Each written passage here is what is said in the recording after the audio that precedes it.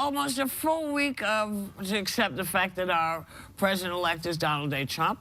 Let's see how much it's sunk in for this gentleman. Please welcome back the fabulous and always fun Senator Bernie Sanders.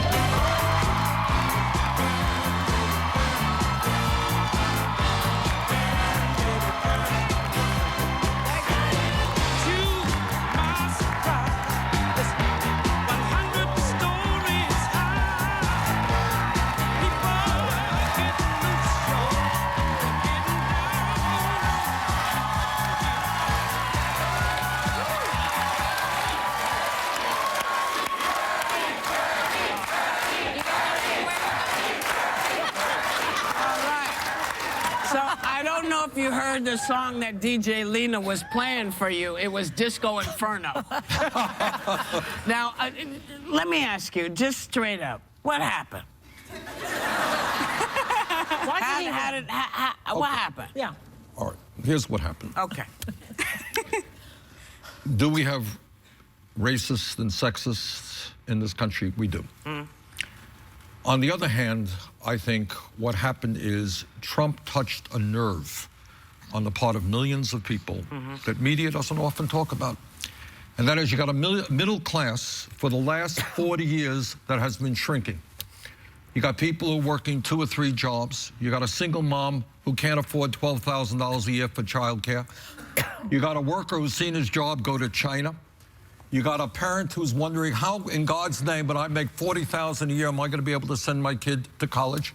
You got a 60-year-old worker today who has $500 in the bank and is facing retirement. Yeah. You got millions of people living in extraordinary economic anxiety, and meanwhile, the very richest people and largest corporations are doing phenomenally well. And people are saying all over this country, black and white and Latino, what about me? Who's going to stand up for me? And in my view, the Democratic Party has not been as strong as it should be in saying, yeah, we're going to stand with the working people. Well, you did. I did. I did. You did. You did. So let me ask you something. So if you were the candidate, they say you would have won. I've been reading about that. The answer is who knows and who will ever know. But the point is we got to talk about the future and how we go forward. And there are a couple of things on my mind. Number one, when Mr. Trump says that he's going to be for the working class, you know what? We're going to hold him accountable. We're going to list all the things that he said. You want to raise wages? Hey, count me in. We got a starvation minimum wage now of $7.25 an hour. Let's raise it to $15 an hour. You with me, Mr. You got women who are making 79 cents on the dollar. Anyone think that that is just in the year 2016? Pay equity for women workers. All right, our infrastructure, our roads and our bridges, and this is something Trump has been talking about. Let's work together. Let's create millions of jobs rebuilding our water systems, our wastewater plants, our rail system, all right? Trade, all right? Trump has a fair point, something I've been saying for a long time. Workers all over this country are seeing their jobs going to China and Mexico. Their wages have gone down significantly. Let's create a trade policy that gets corporate America to start investing in this country. All right? Now, what about the cost of prescription drugs? Why do we pay the highest prices in the world for the medicine that we need, while the pharmaceutical industry is making huge profits? Now, Mr. Trump talked about it. We're going to hold him accountable. Are you prepared to take on the pharmaceutical industry? Are you prepared to take on Wall Street, whose greed has done so much harm to our country? So here's the point. That's number one. Number two, what we will not accept, this country has struggled too many years in the fight against discrimination and the fight against bigotry and sexism, all right? We are not going to accept a president trying to divide us up. We got little girls who are wearing kerchiefs who are now scared to death that somebody is going to be picking on them. Terrible. Or like, our enemies are not some Latino guy, some Mexican-American working in a tomato field making $9 an hour. Those are not our enemies.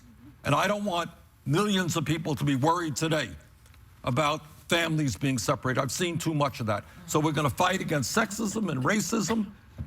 and xenophobia. Okay, which brings me to my question, because a lot of people are out there protesting right now. Yeah. What is it that we can do to make sure that we keep his feet to the fire?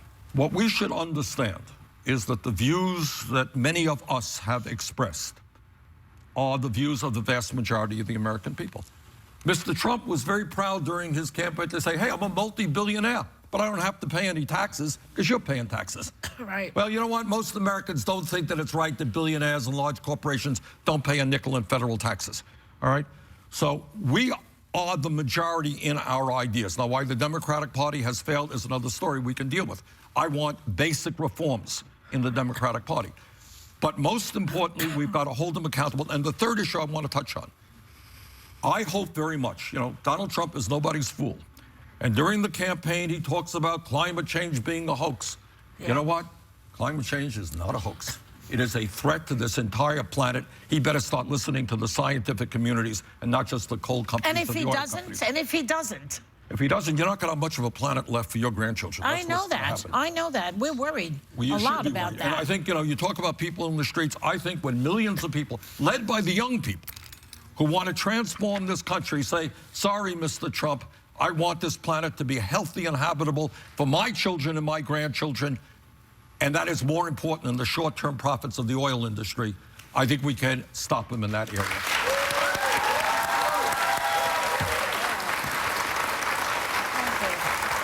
Bernie Sanders sticking around. So we'll be right back. Welcome back.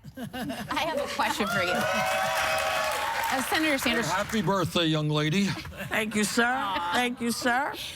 Trump ran as an outsider candidate, but he just appointed the ultimate insider, the head of the RNC, as his chief of staff, and also announced that he's bringing in Steve Bannon, who's highly controversial for the alt-right movement, as his chief strategist. What should these appointments tell us? Well, I think you're right. Mr. Priebus is a conservative, well-experienced former chair of the Republican Party. I think the other appointment should get us very nervous. Yeah. Our job, look, all of you know that we have struggled with discrimination and racism and sexism and homophobia for hundreds of years, right? It's the history of this country. Yep. What we did to the Native Americans is atrocious. Hopefully, we have made some progress in making this country a less discriminatory society. And I will be damned if we're going to go backwards and try dividing this country up again. We're going to bring our people together. We're not going backwards. And we're going to tell Mr. Bannon and any other advisors, this country is not, we're not going to be turning on each other. We're going to be standing together in the wealthiest country in the history of the world to fight for a society and a government that works for all of us. They have won 3 branches of government, Right. and the Supreme Court will be conservative. What exact power does the left have anymore? I don't call it the left. I call it the vast majority of the people. Okay. Overwhelmingly, All right. look, Joy, if you look at issue by issue, Yeah. okay, vast majority of the American people want to raise the minimum wage to a living wage. Vast majority of the people know there's something wrong when we are the only major country on earth not to guarantee health care to all people as a right. You all know that? We're the only major country on earth.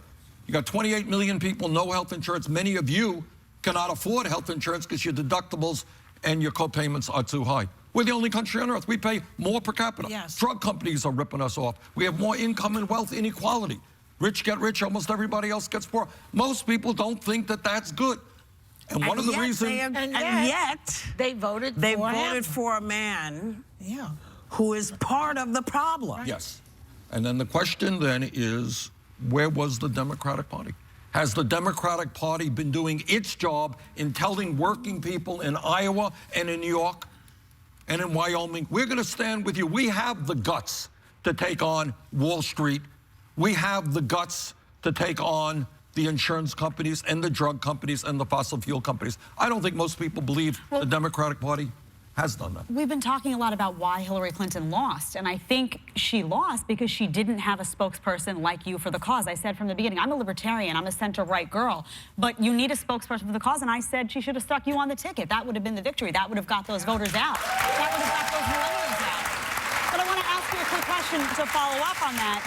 This weekend, Hillary Clinton she's basically been blaming FBI Director Comey for coming out and making the statements he made that weren't justified and saying that tilted the election. I argue that the fault lied with her and her inability to do outreach to the communities that were listening and waiting for her to do so. Where does the blame fall, in your opinion? Well, you could look at politics in many, many ways. I think what the FBI did was unacceptable. They got involved in a presidential election in an unprecedented way, and I think that's wrong. I think that hurt Clinton. But I think your point is more to the point. It's not just one instance.